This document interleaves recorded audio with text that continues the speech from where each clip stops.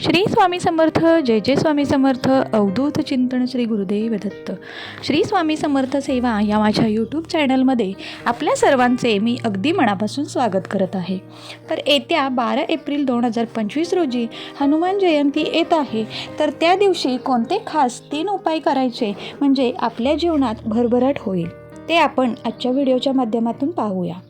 तुम्ही मारुतीरायांची उपासना केली ना तर त्याचा अनुभव तुम्हाला येतो म्हणजे येतोच. अहो, मारुतीराया आपल्यावर भरभरून कृपा करत असतो. जर तुम्ही मारुतीरायाच्या कृपेचा अजूनही अनुभव घेतलेला नसेल तर या हनुमान जयंतीला तो नक्की घ्या. 3 गोष्टी आहेत ज्या तुम्हाला करायच्या आहेत, ज्यामुळे तुमच्या आयुष्यामध्ये बदल घडून येऊ शकतो. काय करायचे आहे ते चला जाणून घेऊया. पण त्याआधी श्री स्वामी समर्थ सेवा या चॅनलला सबस्क्राईब नक्की करा. हनुमान जयंतीला तुम्ही काय उपाय करू शकता ज्यामुळे तुमच्या समस्या दूर होतील. हनुमान जन्मोत्सव किंवा जयंती चैत्र महिन्याच्या शुक्ल पक्षाच्या पौर्णिमेला साजरी केली जाते. पुराणानुसार माता अंजनीच्या पोटी महादेव शिवांचा जन्म रुद्रावतार हनुमानजींच्या रूपात झाला आणि म्हणूनच चिरंजीवी असणाऱ्या हनुमानांना प्रसन्न करून घेण्यासाठी हा दिवस अत्यंत उत्तम आहे. त्यामुळे तुमच्या घरात सुख समृद्धी येऊ शकते. तुम्ही संकटात सापडला असाल तर तुमचे संकटही दूर होऊ शकते. मग ते कुठल्याही प्रकारचं असू द्या. शारीरिक, मानसिक, आर्थिक अशा कुठल्याही प्रकारच्या संकटातून तुमची सुटका होऊ शकते. कुटुंबात सुखशांती राहावी यासाठी ज्योतिषशास्त्रानुसार हनुमान जयंतीच्या दिवशी सुंदरकांड, हनुमान चालीसा, हनुमान अष्टक आणि बजरंगकांड यांचे पठण करावे. त्यासोबतच रामायण आणि रामरक्षेचा पाठ करणंसुद्धा या दिवशी शुभ मानलं जातं. या शुभ दिवशी हनुमानाची पूजा करून मानसिक आणि शारीरिक शक्ती मिळते. कुटुंबात सुखशांती नांदते. वाईट प्रभावापासून वाचण्यासाठी सुद्धा तुम्ही या दिवशी काही उपाय करू शकता. हनुमान जयंतीच्या दिवशी मारुतीच्या मंदिरात जाऊन बजरंगबलीच्या कोणत्याही एका मंत्राचा जप करा आणि 11 वेळा हनुमान चालिसाचा पाठ करा. त्यानंतर गुलाबाची माळ मारुतीरायांना घालून चमेलीच्या तेलाचा दिवा लावून शुद्ध तुपातला दिवासुद्धा लावा. या उपायाने तुमच्यावर आणि तुमच्या कुटुंबावर कुठलाही वाईट प्रभाव पडत नाही. सगळ्या प्रकारच्या नकारात्मक गोष्टींपासून तुमचे रक्षण होते. आता तुम्हाला पैशाच्या संदर्भात काही समस्या असतील तर आर्थिक अडचणीत तुम्ही सापडला असाल तर हनुमान जयंतीच्या दिवशी तुम्ही हनुमानासमोर चमेलीच्या तेलाचा दिवा लावा आणि मारुतीरायाला वस्त्र अर्पण करा.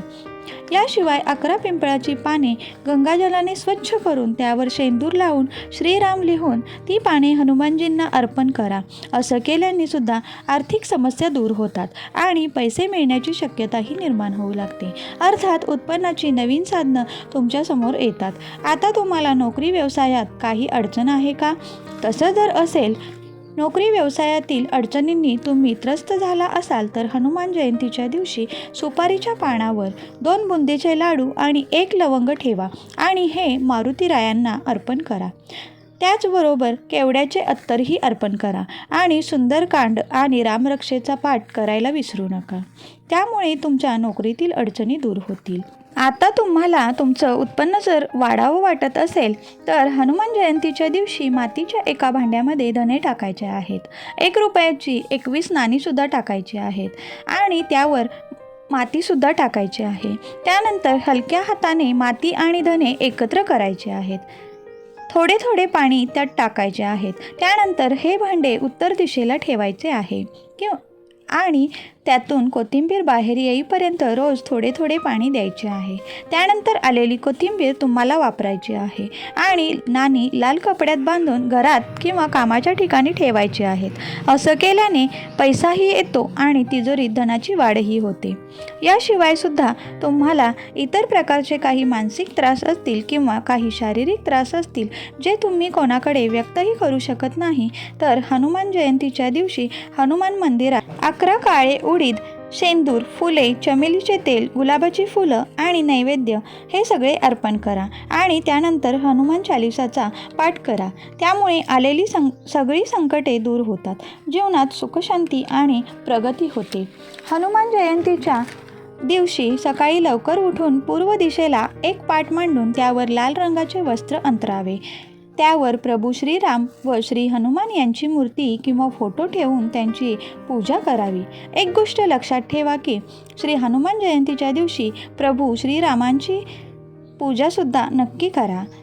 त्या ठिकाणी तुपाचा एक छोटासा दिवा लावा, फूल हार अर्पण करा, काहीतरी गोड पदार्थ नैवेद्य म्हणून दाखवा. त्यानंतर 108 वेळा श्री हनुमंताच्या मंत्राचा व प्रभू श्रीरामाच्या मंत्राचा जप नक्की करा. तुपाच्या दिव्याने आरती करा. अशा पद्धतीने तुम्ही हनुमान जयंतीच्या दिवशी पूजा करू शकता. त्याचबरोबर याच दिवशी छोटेसे उपायही करू शकता. हनुमानाची कृपा त्यामुळे तुमच्यावर व तुमच्या परिवारावर होईल. पहिला उपाय म्हणजे ज्या घरात लोक सतत आजारी पडतात किंवा घरातील लोक जास्त प्रमाणात आजारी पडून घरामध्ये सतत नकारात्मक वातावरण असते, अशा घरामध्ये हनुमान जयंतीच्या दिवशी तुम्ही हनुमान चालिसाचे 3 वेळा पठण करा. ज्या व्यक्तींना नोकरीमध्ये प्रगती होण्यासाठी काही अडथळे येत आहेत, अशा व्यक्तींनी सुद्धा संकटमोचन हनुमान अष्टकाचा 9 वेळा जप करावा. त्यामुळे करिअरमध्ये नवीन संधी मिळू शकतात. ज्या लोकांच्या घरामध्ये सतत काही ना काही अडचणी येत आहेत, अशा लोकांनी सुद्धा सुंदरकांडाचा पाठ करा. श्री हनुमान जयंतीच्या दिवशी या गोष्टी केल्यामुळे नक्कीच त्याचा विशेष लाभ होतो. त्याचबरोबर घरात सतत भांडण होत असतील, एकमेकांचे पटत नसेल, घर तुटण्याची भीती वाटत असेल तर अशा वेळी माता सीता यांच्या पायाला कुंकू लावा. आणि त्याचबरोबर घरात सतत नकारात्मक ऊर्जा येत आहे असे वाटत असेल तर तुळशीच्या पानांवर 2 लवंगा ठेवून हनुमानाच्या पायापाशी अर्पण करा. हे छोटे छोटे उपाय करून तुम्ही हनुमंतांना प्रसन्न करून घेऊ शकता आणि हनुमंतांची कृपा तुमच्यावर झाली तर तुमचे सगळे विघ्न दूर होणार आहेत, यात काही शंकाच नाही. जय श्रीराम, जय बजरंगबली. श्री स्वामी समर्थ. जय जय स्वामी समर्थ. अवधूत चिंतन श्री गुरुदेव दत्त. माझ्या व्हिडिओचा जर विषय तुम्हाला आवडत असेल तर व्हिडिओला लाईक करा, चॅनलला सबस्क्राईब करा, जास्तीत जास्त लोकांपर्यंत व्हिडिओ शेअर करा आणि कमेंट करायला विसरू नका. धन्यवाद.